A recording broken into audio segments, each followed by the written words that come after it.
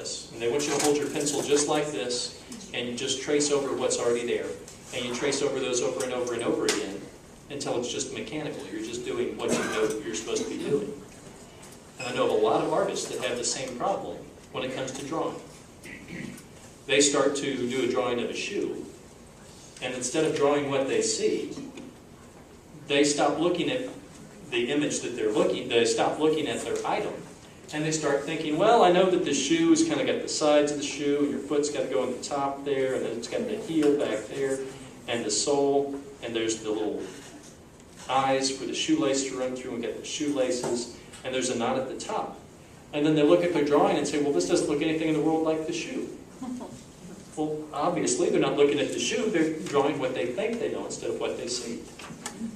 By moving your hand further back, I found over and over and over again in the drawing lessons over the summers that it's helped the students to be able to focus on drawing what they see instead of drawing what they know. Where they're holding it way back, they're freaking out the whole time about their pencil holding, getting the accuracy down here, but then they're also at the same time trying to get down what they see over and over. And by doing that, it's really helped their ability to produce artwork through it. Once the grayscale is down, the next thing ends up being drawing simple shapes. Everything in the man-made universe is pretty much comprised of one of 3 or 4 shapes. You've got squares or cubes, you've got circles or spheres, and then you've got pyramids or cones. And once you get to being able to draw those on the theoretical basis, you understand what the pyramid or the cone or the cube looks like, and you can apply it to the things that you're looking at in the room, it ends up becoming real easy to shade them. But once again, we get back to the problem of, like drawing a shoe, we start to have the problem of drawing what we think we know instead of what we see. And so it ends up being like a trade-off. I've been telling students that we've got a scale of 1 to 10 for drawing from reality. If you're trying to draw realism, and photorealism is the number 10 on the scale, at the number 1 end of the scale is stick figures, where it's just a symbol.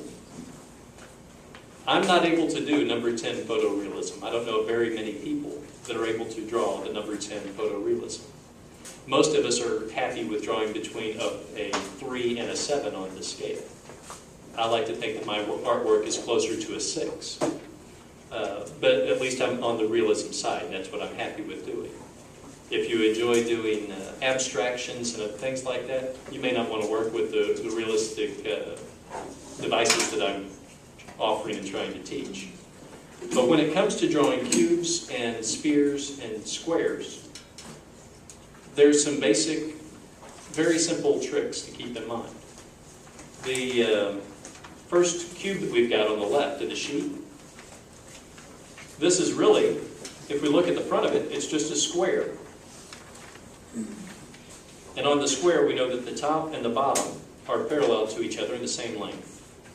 And the right and the left side are parallel to each other in the same length. And then we end up drawing 3 diagonal lines up into one direction, all consistent direction, that are all parallel and the same length. And once we have those 3 diagonals drawn, we draw a horizontal top piece that is parallel and the same length as the top, and a vertical side piece that is parallel and the same length as the sides. Suddenly, drawing a cube is down to a simple matter of mathematics. And this is very basic math. Everybody can do 2 and 2 equals 4. So drawing cubes is really simple in that direction. If we've got the side of the cube visible, it ends up being a little more complicated. But it's still just a matter of 3 lines that are basically the same length and the same angle. So when we're drawing it from the side, the pointed corner where it's the one on the right, we pretty much draw the side that's closest to us first, and then the top, making this basic Y form. And then when we see the basic Y form is there, Those are the three lines. So we end up with the diagonals and the side. And so then we pull down those sides. They're basically the same angle and same length as the front side. And then we pull up the angles that are the same length and same angle as the first angle. And the other two, and this is just a very quick, crude cube, but then that works in really quick and simple. When we come to shading on these, it starts to get a little more entertaining.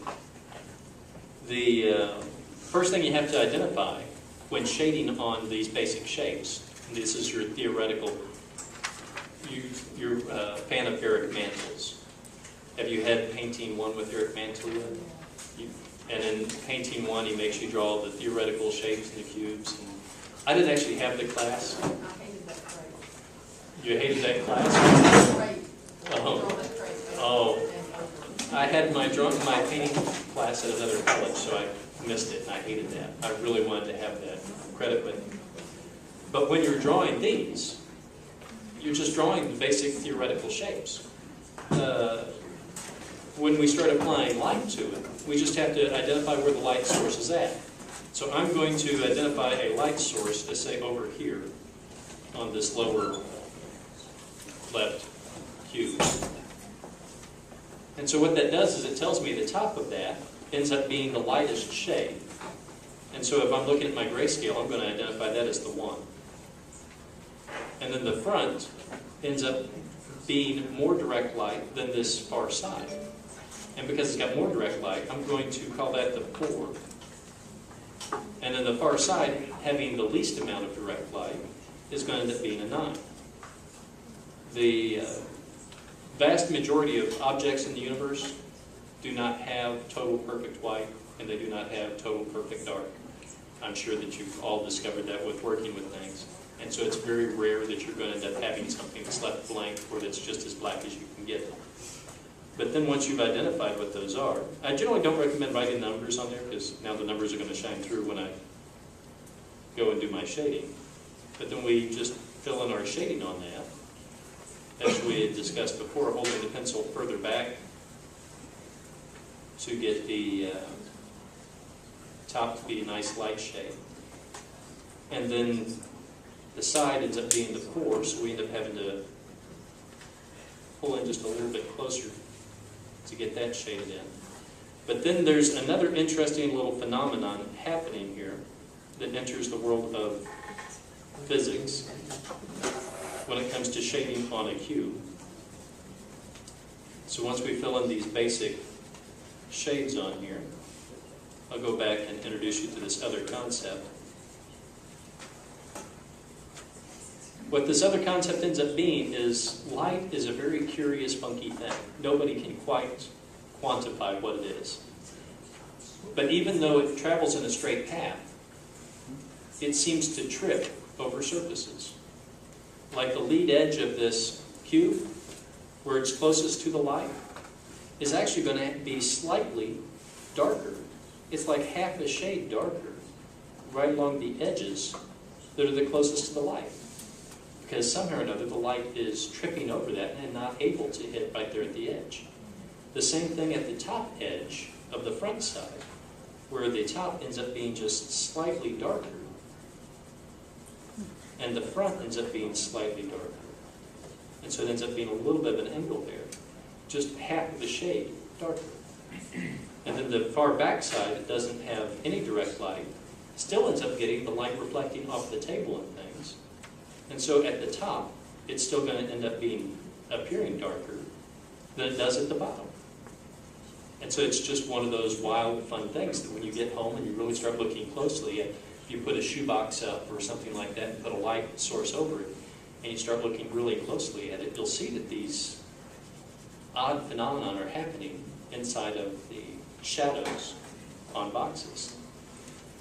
And so the second basic shape that I've got on the sheet is the cylinder.